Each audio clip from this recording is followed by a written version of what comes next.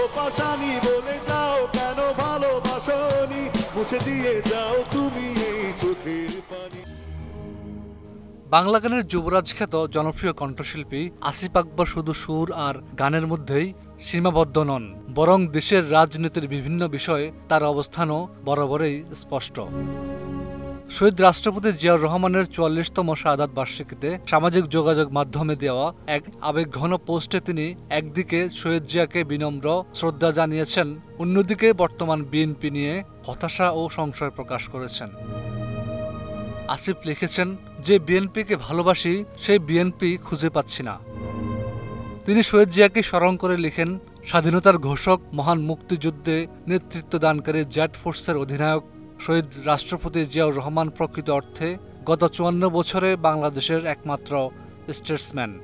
মাত্র ৩.৫ বছরের শাসনামলেই বাংলাদেশকে তলাবিহীন ঝুড়ি থেকে টেনে তুলে কৃষি ও মানব সম্পদে স্বনির্ভরতার পথে এগিয়ে নিয়েছিলেন।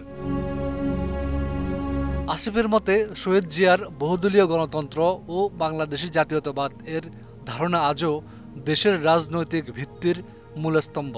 তার ভাষায়, জাতীয় ও আন্তর্জাতিক রাজনীতিতে তিনি ছিলেন এক অজেয় ধূমকেতু।